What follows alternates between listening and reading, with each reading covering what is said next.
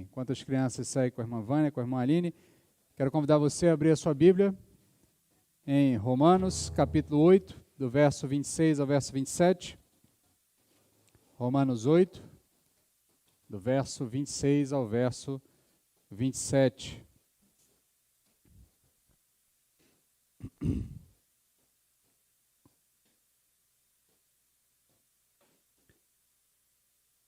O texto bíblico nos diz o seguinte: do mesmo modo, o Espírito nos socorre na fraqueza, pois não sabemos como devemos orar, mas o próprio Espírito intercede por nós com gemidos que não se expressam com palavras. E aquele que sonda os corações sabe qual é a intenção do Espírito, ele intercede pelos santos segundo a vontade de Deus. Esse texto faz parte de um bloco maior do texto, que começa alguns versos antes. A gente já tem informado aos irmãos, a gente está numa sequência de estudos na carta de Paulo aos Romanos. Estamos nesse momento aqui focados no capítulo 8, né? Como eu já informei aos irmãos, nesse momento a gente tem aqui o dilema do pregador, né? Se a gente escolhe trechos mais curtos para poder estudar melhor, ponto a ponto, né? E com isso a gente acaba tendo mensagens até um pouco mais objetivas, mas aí acaba perdendo a conexão desse texto com o restante do seu contexto. Esse texto em específico, ele faz parte de um contexto maior, que começa alguns versos antes e vai alguns versos para frente ainda. Então, por isso que eu chamei a sua atenção no domingo passado, porque eu preciso que você compreenda o que foi dito no trecho anterior, preciso que você compreenda o que foi dito nesse trecho e para que você compreenda o que será dito no trecho próximo, mas entenda que eles se concatenam, eles se unem em uma única compreensão, em uma informação única. Inclusive, espero que no domingo que vem, quando a gente feche esse trecho específico, né, essa primeira metade aqui do capítulo 8, porque depois ainda tem o canto final, ali no final tem uma estrofe que é um hino, que o apóstolo Paulo encerra este capítulo. Eu espero que domingo que vem, quando a gente chegar nesse ponto, você perceba como todos esses conceitos que a gente foi trabalhando nos últimos 3 domingos se encaixam e dão um sentido muito mais profundo aos famosos versos do final desse trecho, né? Tanto os versos que falam sobre aquele verso que diz todas as coisas concorrem para o bem daqueles que amam ao Senhor, como também o verso que fala sobre a eleição, predestinação, aqueles a quem ele elegeu, aqueles a quem ele predestinou, a eles elegeu, e aí o texto continua. Então, eu espero que você entenda esse contexto como um todo. A gente vai trabalhar isso no domingo que vem, mas eu quero chamar a sua atenção porque nós estamos em um processo de entender o que o apóstolo Paulo está tentando nos ensinar através da carta aos Romanos. E o que nós vimos é que o apóstolo Paulo ele nos convida a mergulhar em uma profusão de conceitos que falam desse poder de Deus para a salvação de todo aquele que crê, que falam do evangelho propriamente dito, tanto judeus como gregos, como gentios, e aí ele faz essa divisão didática dentro da carta entre judeus e cristãos, ou melhor, entre judeus e gentios, no sentido de que você tem uma fase que este evangelho é revelado aos judeus e uma fase que esse evangelho é revelado aos gentios, mas ambos precisam desse evangelho para chegar à salvação. Então, nesse sentido, o que ele já nos falou até agora? Ele já falou sobre o estado da humanidade, ele começa ali os primeiros capítulos falando do estado da humanidade, que é um estado caído, um estado em pecado, um estado que a gente costuma dizer, especialmente para aqueles que estão mais próximos da fé reformada, dizem que é o estado de depravação da humanidade, né? A depravação total do homem. Aqui entenda que quando se fala de depravação total, não se está se falando apenas de questão de comportamento, né? Um comportamento depravado, mas é que o estado humano é caído, o estado humano é propenso ao pecado, o estado humano é tendencioso a fazer aquilo que é desagradável a Deus. Daí se vem a ideia de uma depravação total, uma depravação que atinge não apenas o nosso comportamento, mas atinge a nossa mente, atinge nossos desejos, atinge a nossa vontade, atinge o nosso ser por completo. Tá? Ele fala disso lá nos capítulos iniciais da carta, capítulo 3 especificamente, de uma maneira mais profunda, mas ele vai tratando isso ainda um pouco dentro do capítulo 2 e um finalzinho no capítulo 4. Depois de expor esse estado da humanidade, ele então fala das consequências desse estado, esse estado de pecado, esse estado de tendência ao pecado coloca o homem em uma posição de condenação, uma vez que esse homem é um pecador por natureza, é um pecador em total, e todos os homens são pecadores nesse estado, logo todos os homens estão condenados, aguardando a punição pela sua condenação. Então ele fala das consequências desse estado, ele fala da condenação, como todos pecaram, todos estão destituídos desse estado de paz com Deus. Uma vez destituídos esse estado de paz, estão aguardando, como se estivesse no banco dos réus, aguardando o cumprimento da sua sentença que já foi dada. A sentença é a morte. O salário do pecado é a morte. O próprio apóstolo Paulo vai tratar disso também nessa mesma carta. Então, nesse sentido, ele vai desnudar o estado do homem, vai nos apresentar esse estado que é um estado desesperador, é um estado que nos coloca em uma situação de extrema preocupação, porque de todas as formas ele vai deixar claro que nós não temos condições de sair desse estado sozinho. Ele vai mostrar por todos os elementos aqui de que não adianta as nossas obras, as nossas ações, os nossos méritos pessoais, porque nós não temos condições de sair desse estado. Então, logo, um desespero pode tomar conta de nós, por conta da iminência dessa punição definitiva da parte de Deus, o que nos faz entender que nós precisamos de um Salvador, precisamos de alguém que faça algo por nós.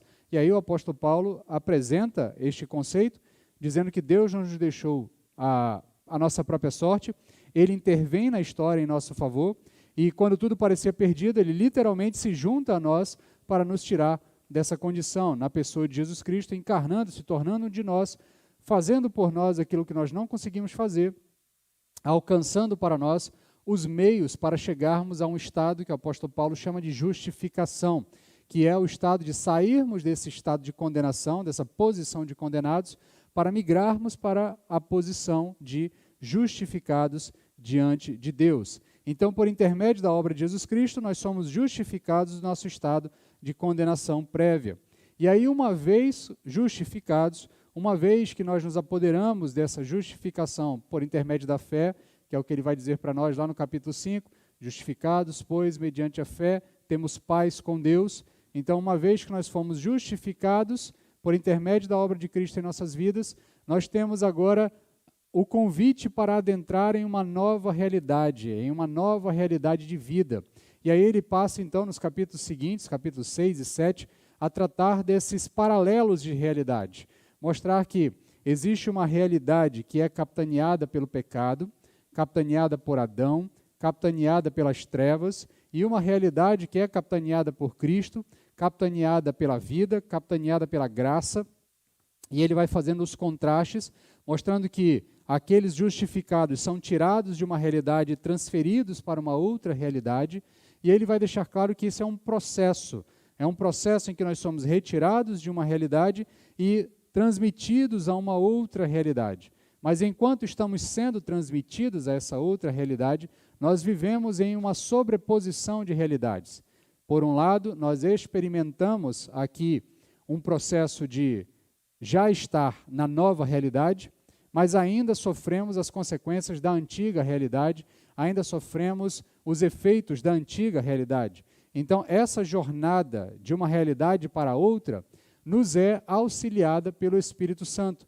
Quem nos auxilia nesse processo de migrar de uma realidade para outra realidade é o Espírito Santo de Deus. É aí que o Espírito entra na nossa história, é aí que ele assume uma tarefa e um papel primordial na nossa história, nos ajudando a migrar dessa realidade em que nós vivíamos antes para esta nova realidade em Cristo Jesus, a realidade da graça, a realidade em que já somos justificados, mas ainda estamos sendo transferidos de uma realidade para outra. A gente já tratou dessa sobreposição de realidades em algum outro momento, de como nós lidamos com isso e quais são as dificuldades que enfrentamos em relação a isso, mas o capítulo 8, como eu já disse aos irmãos, embora a carta aos Romanos tenha diversos temas que são especiais para a cristandade, eu já citei algumas importâncias históricas dessa carta, em todos os momentos de virada do cristianismo, a carta aos Romanos está ali participando de alguma forma, sendo uma espécie de pivô desse processo de mudança, né?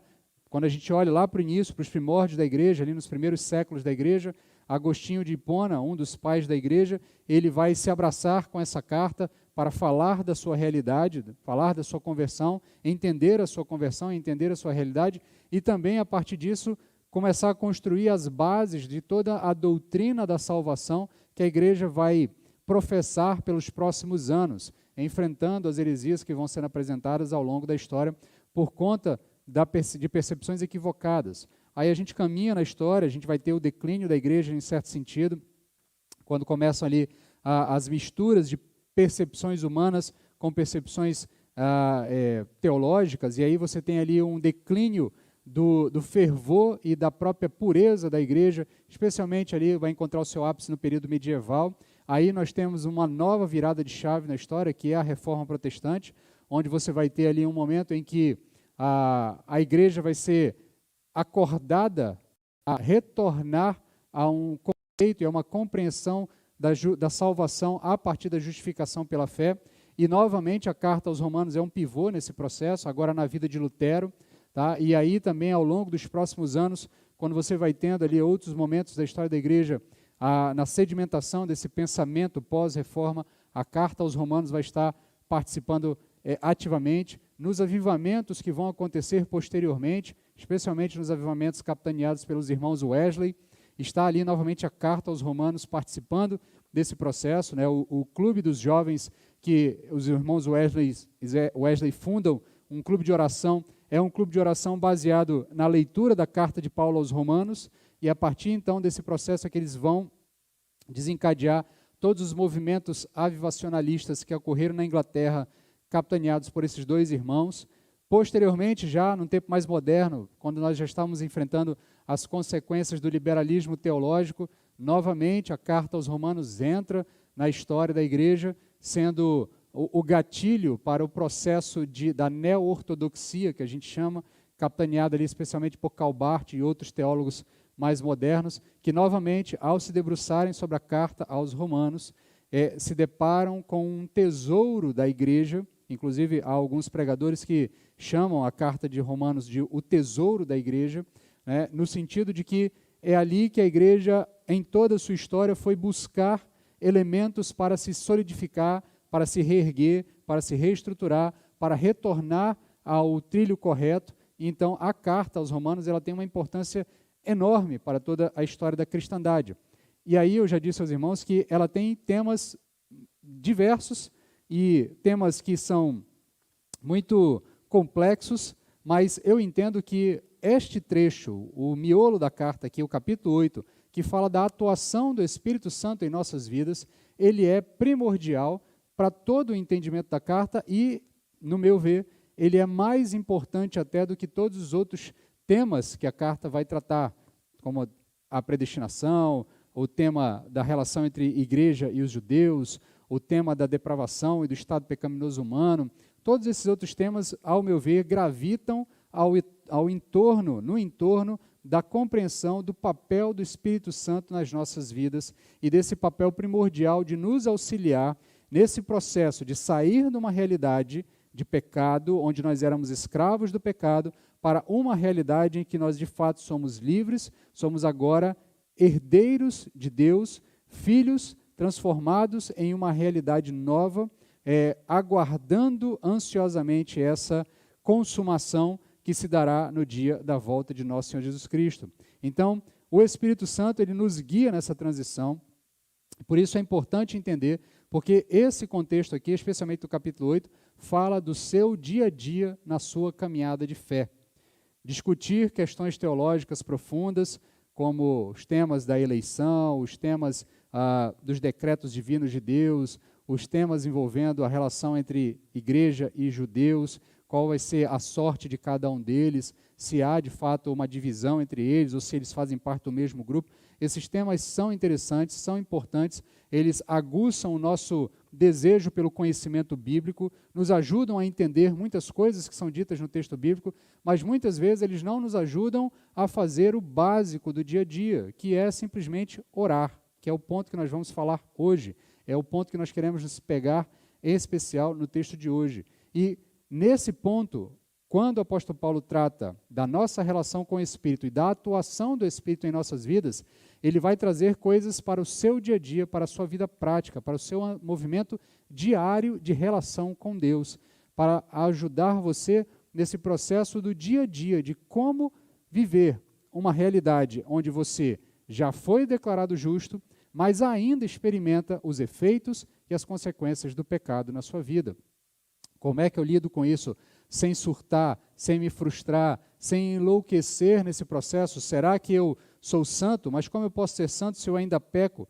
Como é que eu posso, de fato, ter a certeza de que Deus declarou sobre mim uma justificação que é garantida, mas ao mesmo tempo eu ainda me vejo fazendo as mesmas coisas que eu fazia antes da minha conversão? Eu me vejo muitas vezes tropeçando em alguns erros que eu cometia antes da minha conversão. Como lidar com essa realidade? Capítulo 8 da Carta aos Romanos nos ensina como o Espírito Santo nos auxilia nesse processo, no processo de transição de uma realidade para outra. Então, visto que nós vivemos em uma realidade caída, vivemos como se estivéssemos em meio às dores do parto, que é isso que nós vimos na semana passada, porque o Espírito Santo atua em nós, nos guiando nessa transição, produzindo em nós percepções que nos auxiliam nesse processo. O Espírito Santo vai produzir em nós percepções cogníveis, percepções sensoriais também, percepções intelectuais, mas também percepções comportamentais de como é que nós lidamos com esse processo de transição, como lidamos com essa realidade, essa sobreposição de realidades, como eu lido com o dia a dia da minha vida cristã, lidando com o pecado, lutando contra a influência do pecado na minha vida, buscando a santidade, fazendo aquilo que é agradável ao Senhor, mas ao mesmo tempo me pegando de vez em quando, tropeçando naquilo que é desagradável ao Senhor. Então, o Espírito Santo me auxilia. Na semana passada, nós vimos que ele nos dá a esperança, ele nos dá uma certeza de esperança, porque nos é garantido que este processo chegará a um ápice. Esse ápice é a volta de Jesus Cristo, onde nós receberemos corpos glorificados, e uma vez recebendo corpos glorificados, receberemos definitivamente a adoção como filhos de Deus, e recebendo a adoção como filhos de Deus, estaremos definitivamente livres desse estado intermediário, desse estado em que nós ainda sofremos a influência do pecado, mas já somos justificados. Alcançaremos uma realidade de total justificação, total santificação, total adoção, total perfeição diante do Senhor. Essa esperança é essa primeira percepção que o Espírito Santo produz em nós, criando essa esperança em nossos corações, nos dando a certeza dessa realidade em nossos corações, nos fazendo vislumbrar esta realidade que acontecerá em nós, olhando para a pessoa de Jesus Cristo, onde essa realidade já se consumou, tendo a certeza de que essa realidade se consumará em nós também. E nesse sentido, então, nós nos enchemos de esperança para enfrentar essa jornada de transição, essa jornada de passagem de uma realidade para a outra realidade. Esse verdadeiro deserto moderno, sendo capitaneados agora pelo Espírito Santo, não mais por uma coluna de fogo ou por uma nuvem espessa sobre o céu, tapando o sol, nos impedindo que a gente queime, mas nesse deserto metafórico, dessa transição de uma realidade da terra da escravidão para a realidade de novos céus e nova terra, para a terra prometida, nós somos agora guiados pelo Espírito Santo de Deus, nos fazendo vislumbrar novos céus e nova terra, enchendo nosso coração de esperança e nos dando forças para continuar nessa caminhada. Contudo, o Espírito de Deus, o Espírito Santo, também nos dá outras bases de encorajamento a fim de nos apoiar nos sofrimentos dessa realidade transitória, que são requisitos prévios para sermos glorificados juntamente com Cristo. O que o apóstolo Paulo nos ensina também no trecho anterior, que nós vimos na semana passada, é que nesse processo de transição, uma coisa é certa: nós passaremos por sofrimentos, nós passaremos por provações, nós passaremos por dificuldades, porque os sofrimentos, como eu disse na semana passada, são inerentes a uma realidade caída. Onde a realidade é caída, onde a realidade ainda é tocada e influenciada pelo pecado, a possibilidade do sofrimento é uma realidade. E então é certo que nesse processo de transição nós sofreremos, nós passaremos por privações, passaremos por dificuldades. Uns passarão por mais provações, passarão por mais sofrimentos, outros serão agraciados pelo Senhor, passarão por menos. Inclusive isso nós temos, e aí eu sempre gosto de ver, e aí a minha percepção de leitura bíblica muitas vezes me faz enxergar tipos e antitipos em muitos lugares do texto bíblico, o que às vezes nem sempre é muito saudável, mas eu olho para o próprio ponto da relação de Cristo com os demais apóstolos, né? E nós sabemos historicamente que dos 12 apóstolos, tirado ali Judas, o traidor, e colocado em seu lugar Matias, né? O seu sucessor, e colocaram também ali no meio deles o apóstolo Paulo como uma espécie de 13º apóstolo, né? Esse grupo de 13 apóstolos de Cristo, todos eles, à exceção de João, experimentaram mortes cruentas, todos eles. Um foi decapitado, outro foi esquartejado, um foi enforcado, outro foi crucificado, um foi jogado do alto do templo, outro foi arrastado pelas ruas, sendo puxado por cavalos, por animais. Então, todos eles experimentaram algum tipo de morte cruenta.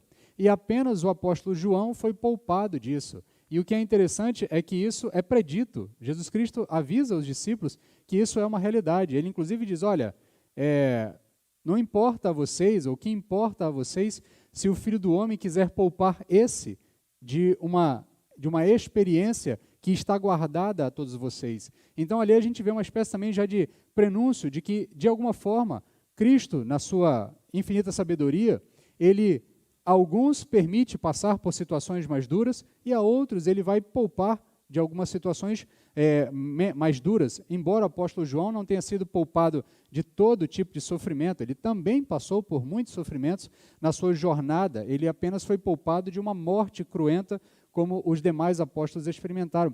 Contudo, o fato aqui é que, nesse sentido, a gente tem uma certeza de que todos nós passaremos por provações nesse processo de transição.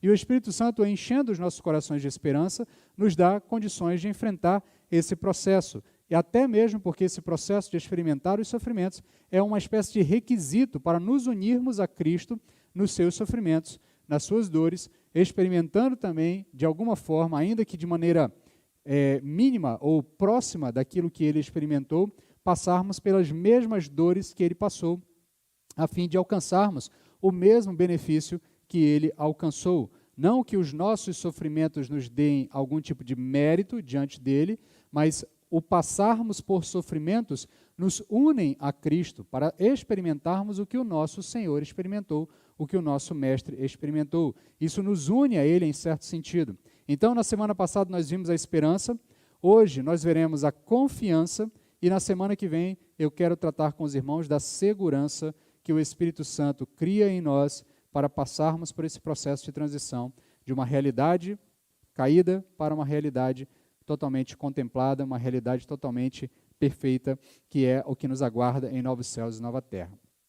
Feita essa introdução, quero agora ir ao texto. Esse é um texto curto, 2 versos apenas, a gente vai poder debruçar sobre ele com um pouquinho mais de atenção, destrinchando trechos menores do verso, mas de qualquer forma quero chamar a sua atenção para a leitura do primeiro verso. O primeiro verso, verso 26, nos diz o seguinte: do mesmo modo, o Espírito nos socorre na fraqueza. Quero chamar a sua atenção primeiramente para esse ponto. O texto diz que o Espírito nos socorre na nossa fraqueza, não nas nossas fraquezas. O Espírito Santo nos socorre na nossa fraqueza. Então, o autor está chamando a atenção, o apóstolo Paulo está chamando a atenção para um elemento único, para uma percepção única. Existe uma percepção que o apóstolo Paulo tem sobre nós, que é bíblica, que nós entendemos que ele, na condição de autor revelacional, de autor inspirado pelo Senhor, está revelando a nós essa realidade. Então, nós temos uma fraqueza. Nós temos uma fraqueza nesse processo. Óbvio que nós temos outras fraquezas, no sentido plural, diversas dificuldades. Uma pessoa é mais temperamental, outra é menos temperamental, uma é mais paciente, outra é menos paciente, uma é mais amorosa, outra é mais fria. Nós temos fraquezas, dificuldades, mas o texto está chamando a atenção para uma fraqueza em específico. uma única fraqueza. Então, essa única fraqueza, ela é algo que nos atrapalha nesse processo de nos aproximarmos de Deus e de nos relacionarmos corretamente com Ele. E nos atrapalha nesse processo de transição de uma realidade para outra realidade. E, olhando para o contexto, o apóstolo Paulo vai dizer no verso seguinte que, ou melhor, na continuação do verso, que essa fraqueza está ligada à ideia de que nós não sabemos orar como convém. Nós não sabemos orar como convém. O apóstolo Paulo entende que a nossa fraqueza é não saber orar como convém. Contudo, ao entender o contexto geral, tá, eu consigo compreender, eu entendo que o apóstolo Paulo está aqui chamando a atenção para nós a uma realidade um pouco mais profunda do que simplesmente não sabermos como orar. É óbvio que tem muita gente que quando se converte, no seu processo, nos primeiros momentos de conversão, tem dificuldade com o ato da oração, com de fato, se manifestar publicamente, orar publicamente, ou mesmo orar de uma maneira individual. Tem dificuldades, e aí muitas vezes pede para que outra pessoa ore, e inclusive em alguns ciclos a gente até estimula isso um pouco, né? Fazendo com que as pessoas creiam que determinados irmãos da igreja têm uma oração mais poderosa do que os outros, né? Então, de repente, você está lá com algum problema, chama o irmão fulano de tal, porque a oração é poderosa, a oração dele tem mais unção, a oração dele... De repente, é apenas a mais bonita, né? Ele professa palavras mais bonitas, ele se articula melhor na sua linguagem, na sua forma de falar. Contudo, para mim, o que o apóstolo Paulo não está chamando atenção para esse aspecto. A questão aqui não é você não saber orar, até porque se você não souber orar, Jesus Cristo já resolveu o nosso problema. Ele diz aos discípulos, olha, quando vocês forem orar, orem assim. E aí ele recita o nosso famoso, conhecido, que a gente chama modernamente de Pai Nosso. O texto bíblico muitas vezes chama, algumas versões chamam de oração dominical ou a oração do Nosso Senhor, mas aquilo ali é um modelo de oração que você pode tranquilamente, sem o menor medo de estar pecando, tá, repetir todos os dias, né? Então, muitas vezes nós, da tradição evangélica, por não querermos parecer com católicos, né, nós refutamos ou rejeitamos um texto bíblico e uma oração que é bíblica. Inclusive, nós não gostamos de fazer esse tipo de leitura da oração do Pai Nosso como uma oração da igreja, né? A gente lê como um texto bíblico, mas nesse momento ninguém chama, não, levantemos todos e vamos orar agora a oração dominical do Senhor.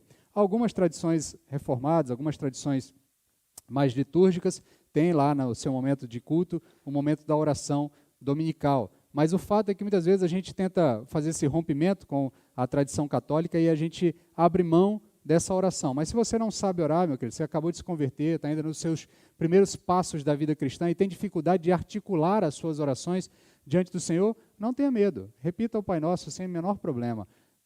A sua oração chegará ao Senhor certamente e o Espírito Santo, que nós vamos ver, vai lhe auxiliar nesse processo. Então não tenha medo de repetir a mesma oração todas as vezes. O nosso problema com aquilo que a gente chama de reza é o balbuciar vazio, é a repetição de palavras sem que você esteja, de fato, pensando naquelas palavras. O problema não é você ler uma oração ou até mesmo ler uma oração que foi escrita por outra pessoa. O problema é você fazer aquilo de maneira mecânica não estar ligado àquele texto.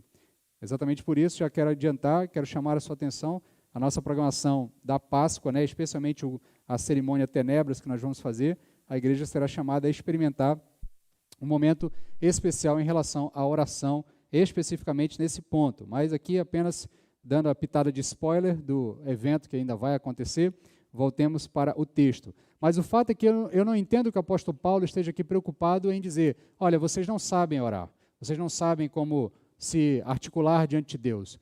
O problema maior aqui é que nós não sabemos como nos comunicar com Deus. Nós não sabemos como nos relacionar com Deus. E essa dificuldade de relacionamento, ela se explicita de maneira maior nas nossas orações. Porque as nossas orações, na maioria das vezes, exatamente porque nós não sabemos nos relacionar adequadamente com Deus, nós manifestamos orações que dificilmente expressam aquilo que de fato deveriam expressar, porque nós temos dificuldade de nos relacionar com Deus. Se pela Bíblia nós ouvimos Deus, quando lemos o texto bíblico, então muitas vezes você está aí preocupado na sua caminhada de fé, quero ouvir Deus falar comigo, a solução é simples e fácil, abra sua Bíblia e leia. Deus está falando com você.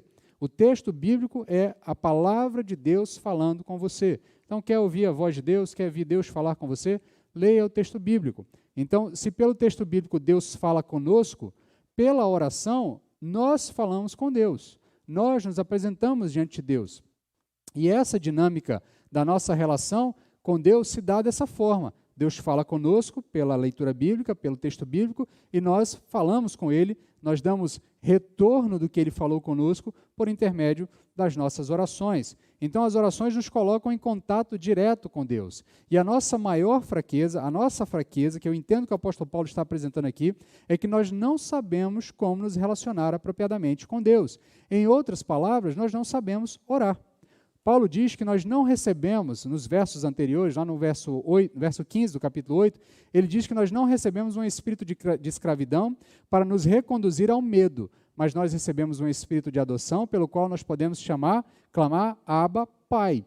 Ele está dizendo, olha, vocês receberam um espírito que permite agora vocês se relacionar com Deus, vocês se relacionarem com Deus a partir de uma perspectiva não mais de medo, mas uma perspectiva de amor, uma perspectiva familiar, uma perspectiva de proximidade e intimidade. E o exemplo de intimidade que ele usa é a intimidade de um filho tratando com o pai. Abba, Pai, que a tradução aqui mais ao pé da letra, se nós fôssemos transliterar direto para o português, transliterar não, mas se nós fôssemos traduzir direto para o português, seria algo como papaizinho, ou papai, ou painho, ou paizinho, qualquer tipo de diminutivo no sentido de que você está tratando de um elemento carinhoso. Então, aquele que diz paizinho, painho, papaizinho, só pode ter intimidade com quem está falando. Ninguém há de chegar para um pai severo, ou as relações que a gente ouve muitas vezes, ou conhece, mesmo de experiência, essa relação fria entre o pai e o filho, que é baseado muitas vezes em severidade, onde não há intimidade, dificilmente você vai ver uma criança chegando para o seu pai dizendo papaizinho, painho, ou qualquer coisa nesse sentido.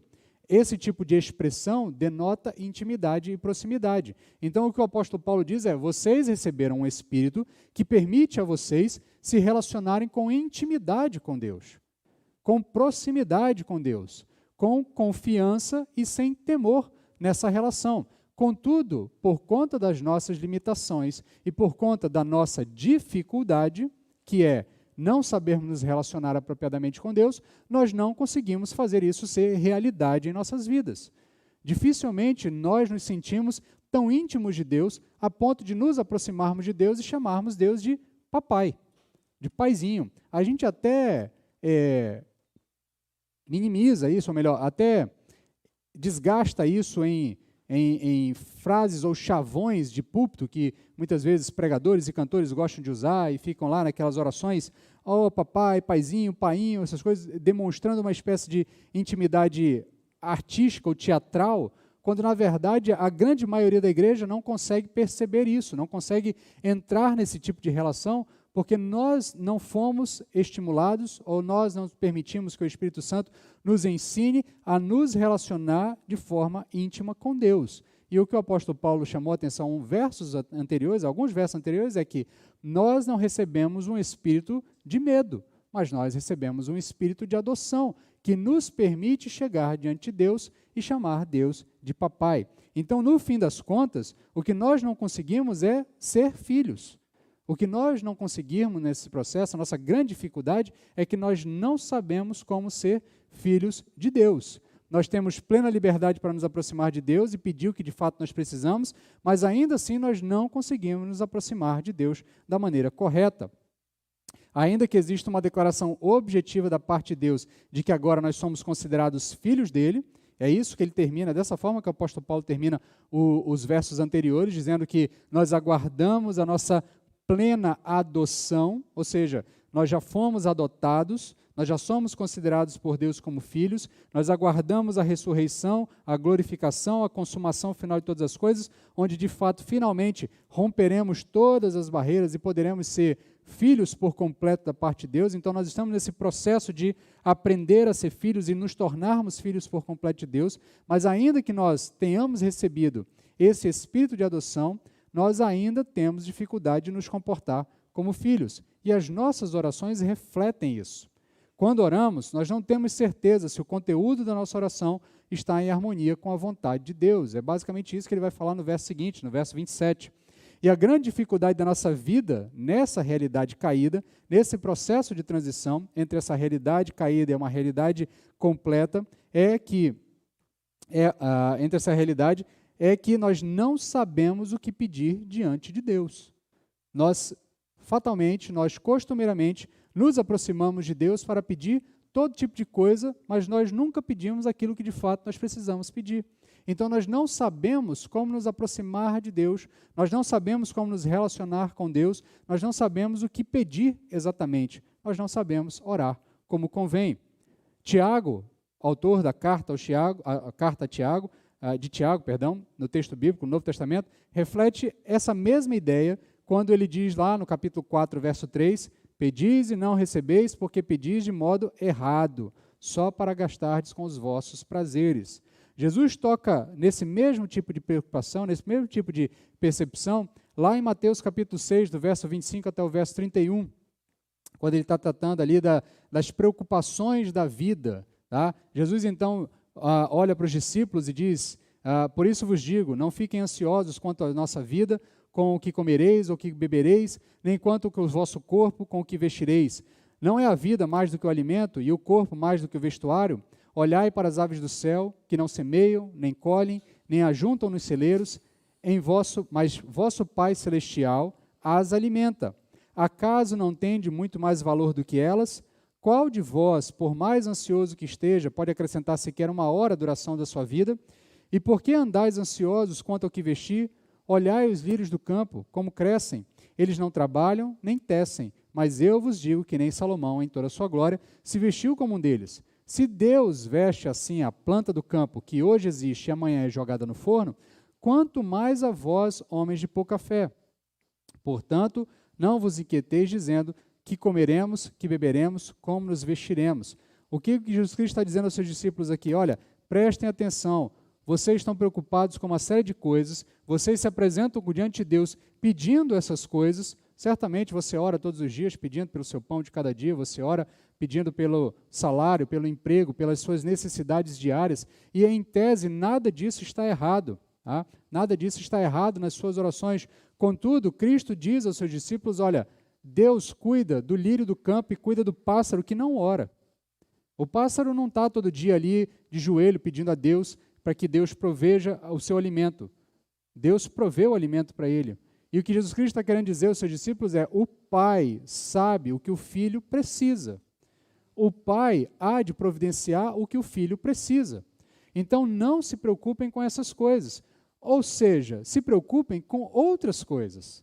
Tem outras coisas que você deveria se preocupar nas suas orações. E é basicamente isso que o apóstolo Paulo também está chamando a atenção nossa aqui.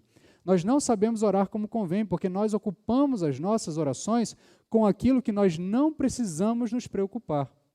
Certamente, se você fizer aqui uma análise das suas últimas orações, você vai perceber que 99% dela foi ocupada com as suas necessidades imediatas e temporais. Você deve ter pedido pela escola dos seus filhos, você deve ter pedido pelo seu salário do mês, você deve ter pedido pela conta do dia a dia, você deve ter pedido pelo alimento, você deve ter pedido pelo emprego, você deve ter pedido por uma série de coisas. E volto a dizer, nada disso está errado. Contudo, isso é muito pouco diante do que nós podemos de fato pedir diante do Senhor, daquilo que de fato nós podemos nos aproximar de Deus para encontrar dele. Então, nesse sentido, nós ocupamos as nossas orações com aquilo que Deus disse, eu já sei do que você precisa. Meu querido, se você está desempregado, Deus sabe que você precisa de um emprego. Se você está passando por dificuldades financeiras, Deus sabe que você precisa sair dessas dificuldades financeiras. Se você está passando por privações na sua vida, Deus sabe que você precisa ser liberto, livre dessas privações. Deus sabe das suas necessidades. Contudo, nós ocupamos as nossas orações olhando basicamente somente para nós mesmos. A gente passa mais tempo das nossas orações pedindo por nós, pedindo pelas nossas necessidades. E muito, quando e muito, pelas necessidades daqueles que estão próximos da gente. Dos nossos parentes, dos nossos amigos mais próximos, dos nossos familiares mais próximos de nós, daqueles a quem nós amamos. Então, esses a gente pede oração. Inclusive, eu lembro que um dia desse, a gente orando, naquelas orações da hora do almoço, quase que mecânicas, né? A gente ora e quase que de uma forma mecânica a gente ora, não nos deixe faltar o alimento, né? E aí terminou a oração, alguém na mesa disse assim, não lembro se foi a Elisa ou se foi a Vilani, mas alguém na mesa disse assim, e os outros que precisam de alimento? Só os nossos que... Porque a oração era assim, a minha oração era assim, não deixe faltar os alimentos, nem aos nossos familiares, né? Então, e aí, e os outros que precisam de alimentos? Será que as nossas orações também não devem se voltar em favor desses, para que Deus também não deixe que o alimento falte a esses outros? Isso demonstra o como nós não sabemos orar como convém. Porque, no fim das contas, a gente vai a Deus muitas vezes preocupado com a gente mesmo. E a grande tarefa do Espírito Santo é nos dar a percepção de que nós podemos, desde essa realidade, parar de olhar só para nós e passar a olhar para Deus e para o próximo por muito mais tempo do que olhamos para nós mesmos. Foi isso que eu tenho dito aos irmãos nas últimas 2 mensagens. Esse trabalho do Espírito Santo é moldar em nós um comportamento igual ao de Jesus Cristo. E qual foi o comportamento de Jesus Cristo? O comportamento de Jesus Cristo foi colocar Deus acima de todas as coisas e o próximo como a Ele mesmo. Nesse sentido, Jesus Cristo viveu muito mais para Deus e para o próximo do que para si mesmo. Então, essa é a grande tarefa do Espírito Santo, em nos auxiliar nesse processo de transição, para a gente parar de olhar só para nós e passarmos a olhar mais para Deus e olhar para o próximo. Nesse mesmo sentido, você pode olhar para as suas orações e ver quanto da sua oração é gasta em adoração a Deus. Quanto tempo da sua oração você gasta glorificando a Deus por quem Ele é. Eu tenho plena convicção, e aqui não é nenhum tipo de crítica, tá, meus irmãos? Porque isso é o que nós experimentamos. O texto bíblico está falando de nós, todos nós. Todos nós temos uma dificuldade enorme. Se eu pedir para qualquer irmão aqui, faça uma oração de adoração, eu tenho certeza que no meio da oração você vai meter um pedido de gratidão. Você vai meter alguma coisa no meio da oração falando de você para Deus, da sua relação com Deus, pedindo alguma coisa a Deus. Porque nós não estamos acostumados a adorar em nossas orações. Nossas orações são limitadas. Nós não sabemos orar como convém. Nós gastamos tempo com nós mesmos, nós gastamos um pouco mais de tempo ou um pouco menos de tempo com aqueles que são próximos a nós, de quem nós mais nos preocupamos, mas nós gastamos pouquíssimo tempo das nossas orações com Deus, nós não reconhecemos quem Deus é. Se você olhar para a oração dominical, a oração é dividida. Ela começa falando...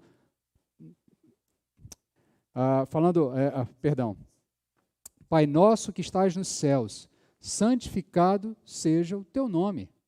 A oração começa santificando a Deus, reconhecendo que Ele é santo, reconhecendo que Ele está no céu. E ao reconhecer que Ele está no céu, isso é uma clara demonstração, não é que Deus está sentado no céu, né? De vez em quando a Elisa pergunta, o que tem acima das nuvens? Aí eu digo, tem o espaço. É lá onde Deus está? Né? Porque na mente dela, Deus está no céu. Né? Então, muitas vezes a gente tem essa limitação. Não é, o texto bíblico não está limitando Deus ao céu, é óbvio. A ideia aqui é que Deus está em um lugar acima, celeste, um lugar que, da nossa percepção, é melhor, porque está no alto, no céu, no ponto mais alto. Então, quando Cristo diz, Pai nosso que estás nos céus, o que Cristo está dizendo é, o Senhor está num lugar santo, melhor, num lugar acima do nosso. Ele reconhece isso. Então, a oração gasta boa parte da oração dominical, da oração do Pai Nosso, em glorificar a Deus pelo que Ele é. Ele continua dizendo, seja feita a tua vontade, assim na terra, como é feita no céu. Então, nesse sentido, a oração modelo de Jesus Cristo gasta muito mais tempo falando de Deus do que falando de nós mesmos. Ela vai falar de nós lá para o finalzinho. Perdoa as nossas ofensas, como nós temos perdoado aqueles que nos têm ofendido. Ela faz até aí um condicionamento, né? Perdoa as nossas ofensas, assim como temos perdoado aqueles que nos têm ofendido. Ou seja, se a gente não está perdoando quem nos ofende, então Deus não é obrigado a perdoar as nossas ofensas. Aí o pão nosso de cada dia nos dá hoje, né? O pão nosso aí é um ponto específico sobre nós, mas é uma frase só, mas a oração gastou muito mais tempo falando de Deus. Então, nesse sentido que eu quero chamar a nossa atenção e que eu entendo que o apóstolo Paulo está chamando a nossa atenção, é que nós gastamos muito tempo das nossas orações fazendo aquilo que é desnecessário e por isso nós nos relacionamos mal com Deus. Então, nós oramos mal por várias razões, porque só lembramos de nós mesmos, porque só pedimos o que nos parece bom, porque só pedimos pelos nossos queridos, porque pedimos a vontade de Deus, mas só reconhecemos essa vontade se ela for igual à nossa. Ou seja, eu peço, Deus, seja feita a tua vontade. Aí as coisas que eu quero não acontecem. Aí então eu digo, não, a vontade de Deus não foi feita na minha vida, porque o que eu quero não aconteceu. E aí você não consegue aceitar ou admitir que talvez não tenha acontecido, porque a vontade de Deus aconteceu na sua vida. E a vontade dele era que não acontecesse o que você pediu. Então, muitas vezes, a gente só reconhece essa vontade se for exatamente aquilo que a gente pediu. Fazemos planos que nos parecem bons, então submetemos a Deus em oração e não o contrário. Então, primeiro a gente faz planos, a gente diz, vou fazer isso, vou fazer aquilo, mês que vem faço isso, mês que vem faço aquilo, ano que vem faço isso, vou construir, vou viajar, vou para lá, vou para cá, vou seguir essa carreira, vou seguir aquilo, aí depois eu chego, Deus, olha só, esses aqui são os meus planos, abençoa. Mas a minha oração nunca é, Senhor, me dá entendimento para eu fazer planos segundo a tua vontade. Senhor, coloca no meu coração um planejamento que glorifique o teu nome. Eu já chamei a atenção em um outro aspecto de percepção, em algum outro momento nas nossas conversas, seja na IBD ou seja aqui nas próprias pregações, é que muitas vezes, por exemplo, você vai para a carreira, escolhe um curso, vou fazer medicina, vou fazer direito, vou fazer engenharia, vou fazer... E muitas vezes você olha para essas carreiras apenas pensando, como eu vou me beneficiar dessa carreira? Mas você nunca olha para essas carreiras e diz assim, como eu vou beneficiar o reino de Deus com essa carreira? Então aí você corre e vai para a disputa, faz vestibular, estuda, se prepara, gasta tempo, investe tempo, e muitas vezes não é aprovado, talvez seja porque Deus não quer que você seja isso. Então, nesse sentido, a gente gasta muito tempo dos nossos processos de oração tentando fazer com que Deus, quase que por força, imposição nossa, faça a nossa vontade. E quando aquilo não acontece, a gente fica aqui dizendo, olha, das duas uma, ou eu estou com pouca fé, né? Não estou orando o suficiente, não estou sendo santo o suficiente, aí vem os enganadores do evangelho, vão dizer, faltou fé, faltou o dízimo, faltou a presença na igreja, faltou a participação no evento A, B ou C, e aí começa essa imposição de um medo para o cristão de que ele precisa cumprir uma série de etapas para que Deus então cumpra a etapa dele da oração, e uma delas, obviamente, muitos usam a contribuição, e a contribuição não tem nada a ver com isso. Seus dízimos não vão determinar, suas contribuições não vão determinar o quanto Deus vai fazer em seu favor, o que quer que seja. Tá? Deus pode te abençoar ricamente sem que você nunca tenha dado algum tipo de contribuição. Você pode dar toda a contribuição do mundo e Deus pode não te abençoar ricamente em algum sentido. E aqui eu quero só deixar nessa perspectiva, não vou aprofundar porque o tema não é esse, mas o ponto é que não são as contribuições que vão fazer Deus se mover em seu favor. Não é o fato de você ter contribuído ricamente ou robustamente, Deus vai olhar lá o extrato da conta da igreja e dizer, aqui esse irmão deu uma contribuição mais gorda, então vou dar mais bênção para ele. Isso não existe, tá, meu querido? Isso não existe. Biblicamente falando, não existe. Não acredite nesse tipo de coisa, isso é invenção de quem quer extorquir você por meio da fé. Contudo, o ponto aqui é que nós tentamos muitas vezes criar um ambiente onde o evento que nós queremos tanto aconteça, e aí então nós dizemos, foi a vontade de Deus para a minha vida. Mas, de fato, nós não submetemos a Deus aquilo que, de fato, precisa ser submetido para que a vontade dele seja feita em nossas vidas. Então, o apóstolo Paulo diz para nós que nós não sabemos orar. E essa afirmação é muito profunda, porque, como eu disse, em certo sentido, você sabe orar. Se eu disser para você, faça uma oração aí, você vai dizer, Pai Nosso, ou então, meu Deus, aí inclusive vai usar os vícios de linguagem que a gente repete mais, né? Meu Deus, meu Pai do céu. Você vai fazer alguma oração, por mais simples que seja, por mais entroncada que seja, talvez você tenha dificuldade de se expressar com palavras mais complexas ou com sentenças mais extensas, mas alguma oração vai sair. Então, em certo sentido, você sabe orar. Contudo, você não sabe pedir aquilo que de fato convém. Nós sabemos que há pedidos que não fazem sentido. Tá? a gente sabe que em uma oração eu não posso pedir a morte de alguém, entendeu? Embora o desejo muitas vezes seja esse, né? De que isso acontecesse, né? Que se eu pudesse pedir a Deus, ou então de vez em quando o irmão no final do ano chega lá, aquela mega sena da virada, aí você faz aquela fezinha, né? E aí você sabe, será que eu oro para Deus? Será que eu não oro? Será que eu peço que Deus me dê iluminação? Você sempre fica aquela na dúvida. Você sabe que esse tipo de oração Deus não vai responder, tá? Você sabe que esse tipo de preocupação não faz parte daquilo que de fato Deus está ocupado em responder a você. Então a gente sabe o que a gente pode pedir e o que a gente não pode pedir. Contudo, a gente continua difícil, a gente continua encontrando dificuldades em como nos aproximar de Deus. E aí, partindo exatamente para a prática, para exemplos práticos, por exemplo, quando alguém está doente, se é uma doença terminal, você muitas vezes tem dificuldade de orar, você pensa, será que eu oro pela cura ou será que eu oro pelo consolo? Será que eu oro para que Deus cure esse indivíduo e dou uma prova para os outros de que eu tenho fé, de que Deus pode curar as pessoas? Ou eu já oro logo dizendo, bem, o médico disse que é terminal, então vamos logo orar pelo consolo, para que Deus traga consolo, né? Ou então, quando você faz na mesma oração, você pede a cura e pede consolo ao mesmo tempo, né? E aí você chega a Deus, ó Deus, cura o indivíduo, porque o Senhor é o médico dos médicos e tem todo o poder, no céu ressuscitou Jesus Cristo dentre os mortos, mas se não for a tua vontade, traz o consolo, aquela coisa toda. Por quê? Porque a gente tem dificuldade de como nos apresentar diante de Deus. Por exemplo, você está disputando uma vaga de emprego, vai fazer um concurso público, você senta lá e ora e pede, Deus, me ajuda a ser aprovado. O problema é que do seu lado deve ter outros 10 crentes fazendo a mesma oração e tem uma vaga só. E aí, quem que Deus vai aprovar? A oração de quem Deus vai responder? Então, em certo sentido, a gente tem dificuldade de como se apresentar diante de Deus, do que pedir, de como pedir. Oramos que Deus faça a sua vontade em nossas vidas, mas nós queremos que essa vontade seja confortável.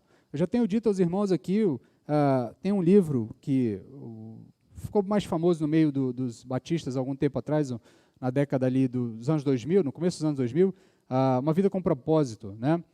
Inclusive porque houve todo um movimento de aplicação de um sistema de organização da igreja, né? Igreja com propósitos, e nesse livro, o pastor Rick Warren, que é o autor do livro, ele diz o seguinte, em um determinado momento, olha, se você pede a Deus, Senhor, trata na minha vida porque eu preciso de mais paciência, tenha plena convicção de que Deus vai colocar você em situações que a paciência vai ser testada.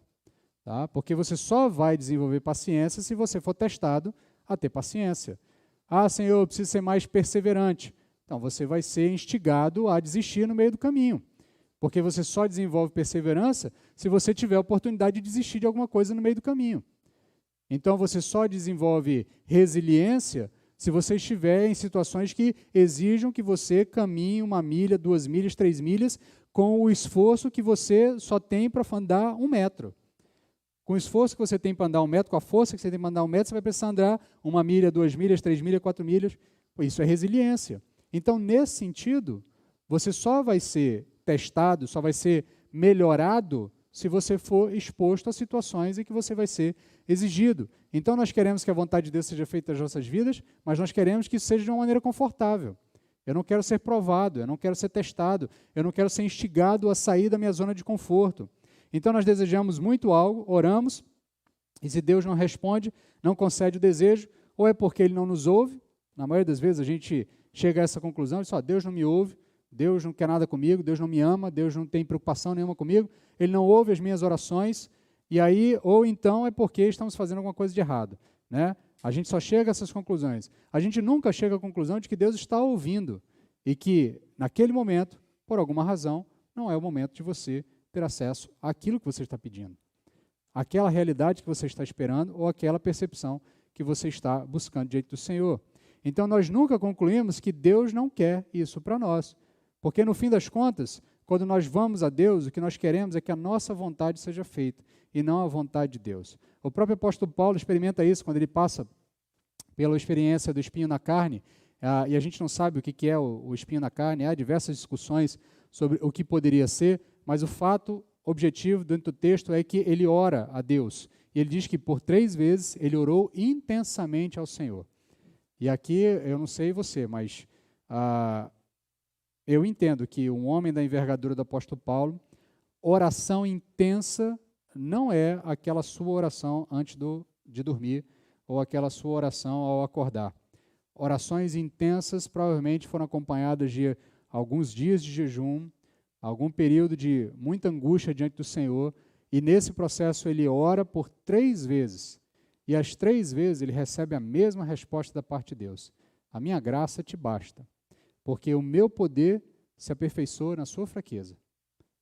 Então o desejo de Deus é que aquele espinho que enfraquecia o apóstolo Paulo permanecesse lá, para que o poder de Deus se aperfeiçoasse nele, no apóstolo Paulo, através daquela fraqueza. E meu querido, isso é possível acontecer com você também. É possível que Deus queira aperfeiçoar o poder dele na sua fraqueza também, nas suas limitações, naquilo que te incomoda, naquilo que de fato está tirando a sua paz. Pode ser que Deus queira aperfeiçoar o poder dele na sua vida através dessa situação que você está orando, pedindo que Deus te livre dessa situação, e ele não vai livrar você. Porque no fim das contas, a gente não sabe orar como convém. E na verdade, esse é o nosso impasse. Orar é difícil e nas nossas limitações nós ainda fazemos isso muito mal. Por isso que nós precisamos de socorro. E aí o apóstolo continua o texto nos falando do socorro que vem a nós. E aí ele diz o seguinte, lá no verso 26. Do mesmo modo, o Espírito nos socorre na fraqueza, pois não sabemos como devemos orar. Mas o próprio Espírito intercede por nós com gemidos que não se expressam com palavras. E aquele que sonda os corações sabe qual é a intenção do Espírito. Ele intercede pelos santos segundo a vontade de Deus. Então, graças a Deus que nós não somos largados nesse processo à nossa própria sorte. O Espírito de Deus nos acompanha, inclusive nas nossas orações. O que nos traz um grande consolo é que quando nós oramos, ainda que estejamos orando errado, o Espírito Santo está orando junto conosco. E isso nos permite ter a esperança e a certeza e a confiança de que as nossas orações chegarão diante de Deus. O que nos dá a verdadeira confiança de que Deus ouve as nossas orações não é a nossa oração, porque nós não sabemos orar como convém. O que nos dá a confiança de que Deus ouve as nossas orações é que o Espírito Santo de Deus nos socorre na nossa fraqueza e Ele intercede conosco. Mesmo diante da nossa dificuldade com as orações, o Espírito nos socorre. Ou seja, é possível orar adequadamente, com a ajuda do Espírito Santo. E como é que o Espírito Santo nos ajuda? Ele mesmo intercede por nós com gemidos inexprimíveis. E aqui eu quero só fazer um breve comentário sobre essa expressão. Tá? Tem muita discussão teológica sobre o que significa os gemidos inexprimíveis. Alguns tentam encaixar aqui com línguas estranhas, né, a partir de uma perspectiva pentecostal, de línguas espirituais. Há quem tente fazer algum tipo de ligação com uma língua própria do Espírito, como se o Espírito tivesse um modo de falar com Deus em uma espécie de idioma próprio, mas eu entendo que isso aqui tudo é periférico, isso é tema para a gente sentar numa EBD, discutir em algum momento de exegese de texto, que a gente pode comparar o que comentaristas falam, mas eu entendo que o apóstolo Paulo aqui está querendo dizer para você o seguinte: assim como você geme e anseia, o que ele disse nos versos anteriores, por esse momento em que você será totalmente restaurado, da mesma forma, o Espírito também geme e anseia para que o que de fato você precisa de Deus chegue à presença de Deus e Deus faça em seu favor. Para mim, aqui, isso é uma percepção do apóstolo de que essa oração que o Espírito faz em nosso favor é uma oração empenhada, é uma oração de alguém que está de fato preocupado que a vontade de Deus seja feita na minha vida e na sua vida. Por isso, ele intercede por nós diante de Deus com gemidos que não podem ser expressos com palavras, com gemidos que não são cognoscíveis para nós. Então, ele se manifesta diante de Deus de uma maneira como alguém que se contorce para que o que é desejado aconteça, para que aquilo que de fato é necessário aconteça, para que aquilo que de fato é importante aconteça em nossas vidas. Então, isso significa que, de alguma forma, que nós não conseguimos expressar por completo, o próprio Espírito Santo vem em nosso socorro quando nós precisamos nos dirigir a Deus. As orações do próprio Espírito se juntam às nossas orações, a fim de que a vontade última de Deus seja feita em nós. E isso está plenamente conectado com tudo que a gente já viu até agora. Perceba aqui esse breve arrazoado que eu vou fazer do que a gente já viu até agora só sobre a ação do Espírito em nossas vidas. O que é a nova vida no Espírito que nós vimos há umas 2 ou 3 mensagens atrás? É uma vida com a mente do Espírito, que nos ensina a olhar mais para Deus e mais para o próximo do que para nós mesmos. Nessa nova vida, nós somos guiados a uma realidade caída, dominada pelo medo e de não sabermos o que nos aguarda, para uma realidade de certeza. Nessa nova vida, nós temos esperança. Se o Espírito que nos guia nessa nova caminhada, ele nos dá esperança, ele certamente nos auxiliará nessa caminhada. E o que nos impede de caminharmos sozinhos? A nossa fraqueza. Por que nós precisamos do Espírito Santo para esse processo de transição? Porque a gente tem fraqueza. Que fraqueza é essa? Nós não sabemos como nos comportar como filhos de Deus. Nós não sabemos nos dirigir a Deus, nos relacionar a Deus da maneira adequada. Então, nessa nossa limitação, que é imposta pelo pecado, que atua ainda em nossos corações e nos impede de ser aquilo que nós deveríamos ser, filhos de Deus, o Espírito vem nos socorrer. Então, o próprio Espírito faz essa jornada conosco. Ele nos socorre nesse processo. E como é que ele socorre a gente? Intercedendo por nós, levando a Deus aquilo que de fato nós precisamos. Então, o apóstolo Paulo vai finalizar dizendo que aquele que sonda os corações, ou seja, Deus, ele está falando Deus, aquele que sonda os corações, sabe qual é a intenção do Espírito, porque o Espírito e Deus fazem parte de uma coisa só, eles são íntimos na relação, no seu próprio ser, né, ontologicamente falando, eles são um só, Pai, Filho e Espírito Santo. Então, o Deus Pai sabe o intento, a intenção do Espírito, e esse Espírito intercede pelos santos. Então, esse Espírito intercede pelos santos e intercede por nós segundo a vontade de Deus. Então, a grande garantia de que nós temos de que nossas orações serão respondidas por Deus é que o Espírito Santo ora por nós. E o Espírito Santo sabe qual é a vontade de Deus. E Deus sabe o que está na mente do Espírito. Por isso, aquele pedido do Espírito será respondido por Deus. E aquele pedido não é do Espírito, aquele pedido é o pedido do Espírito por você e por mim.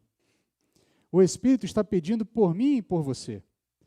O Espírito está diante de Deus, olhando para Deus e dizendo assim, Deus, o que ele precisa é isso. O que ela precisa é isso. Ainda que você esteja diante de Deus pedindo por N coisas e N coisas equivocadas, ou que não façam qualquer sentido, as dificuldades que a gente já relatou nos primeiros trechos, no fim das contas, nós temos certeza de que a vontade de Deus sempre será completa na nossa vida, porque a oração do Espírito em nosso favor será respondida por Deus. Então o Espírito sabe qual é a vontade do Pai, e o Espírito de Deus que habita em nós sempre orará segundo a vontade de Deus, mesmo que as nossas orações não sejam segundo a vontade de Deus. Por isso, a vontade de Deus sempre será realizada na vida do povo de Deus. Não é à toa que no próximo verso, que nós vamos ver na semana que vem, o apóstolo Paulo diz, por isso tenho plena certeza de que todas as coisas concorrem para o bem daqueles que amam a Deus, daqueles que são chamados segundo a sua vontade. Porque o Espírito que intercede por nós pede a Deus em nosso favor, então a vontade de Deus sempre será realizada nas nossas vidas. Tudo o que acontece nas nossas vidas é a vontade de Deus, e essa vontade é boa, perfeita e agradável, e ela concorre para o nosso bem. O Espírito de Deus intercede em nosso favor nesse sentido. É exatamente isso que ele vai dizer no próximo verso, mas como eu já disse, isso fica para semana que vem.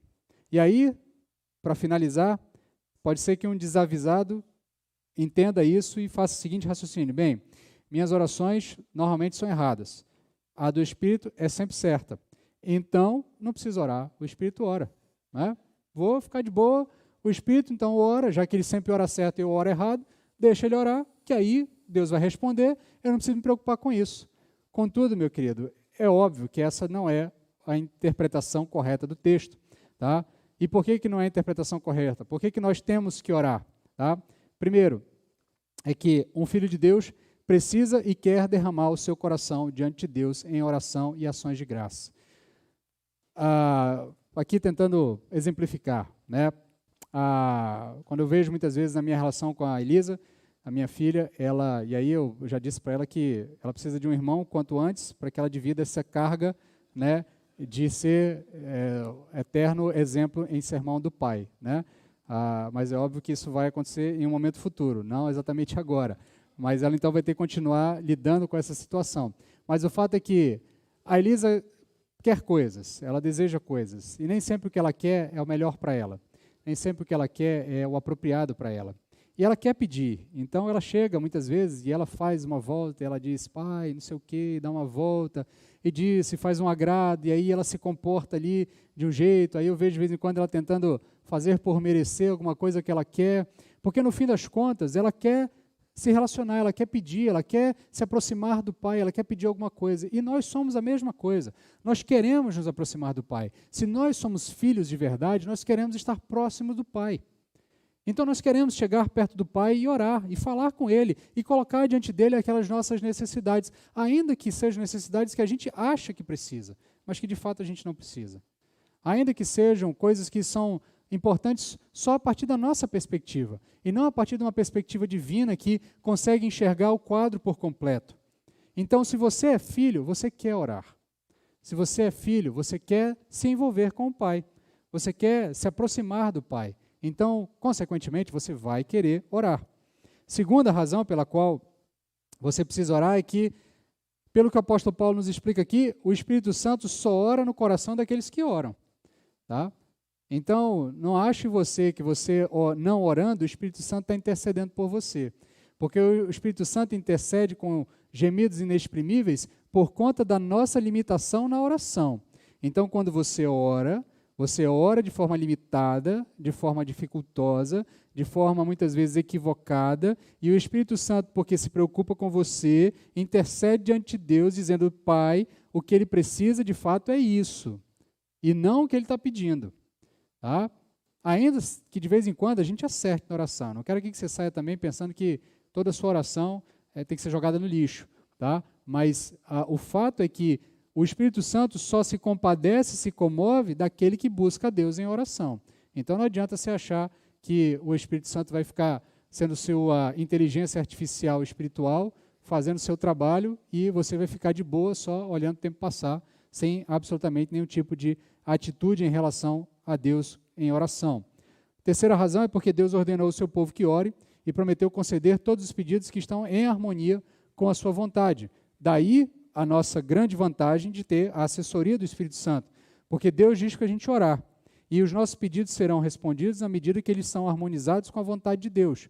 E quem é que sabe qual é a vontade de Deus? O Espírito Santo. E aí ele ora segundo a vontade de Deus, então a vontade de Deus será realizada em nossas vidas. E por fim, deve haver muitas orações que não precisam ser contrariadas pelo Espírito Santo, por isso que eu disse que de vez em quando a gente acerta. E aí o Espírito Santo não precisa traduzir ou interpretar as nossas orações ou melhorar as nossas orações. Ele pode só contribuir, contemplar, completar aquilo para que de fato a vontade de Deus seja feita em nossas vidas. Então, no fim das contas, meus queridos, o que eu quero finalizar essa mensagem trazendo de aplicação prática para a sua vida? O que nós aprendemos com essa passagem é que nós podemos ter confiança para nos aproximar de Deus. Porque as suas orações sempre serão ouvidas por Deus. Ainda que você ore de forma equivocada, o Espírito Santo intercederá juntamente com você. E isso é a garantia que você tem de que as suas orações serão ouvidas por Deus e que a vontade de Deus vai ser realizada na sua vida. Porque o Espírito sabe o que está na mente de Deus, e aquele que sonda os corações conhece a mente do Espírito, e o Espírito intercede segundo a vontade de Deus. Logo, a vontade de Deus vai ser realizada na minha e na sua vida. Portanto, meu querido, não duvide, ore. Ore. Ore a Deus, mesmo com as suas limitações, mesmo com as suas dificuldades, mesmo muitas vezes na dúvida de como orar e sobre o que orar. Ore.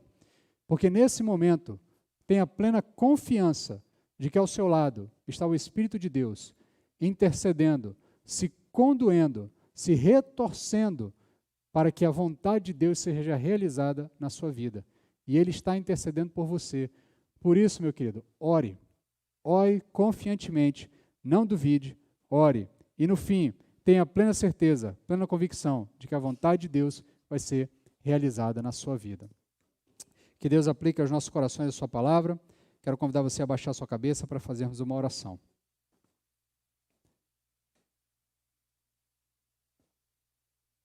Senhor, assim como teus discípulos se apresentaram diante de Cristo e disseram: Mestre, ensina-nos a orar, hoje pedimos mais uma vez, ensina-nos a orar, porque nós queremos orar como convém.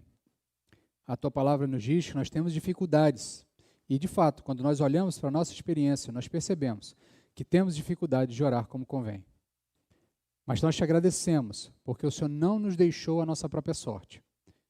Pelo contrário, o Senhor nos deu o teu Espírito, que intercede por nós. E isso nos dá a convicção, a certeza, a confiança de que as nossas orações chegarão diante do Senhor.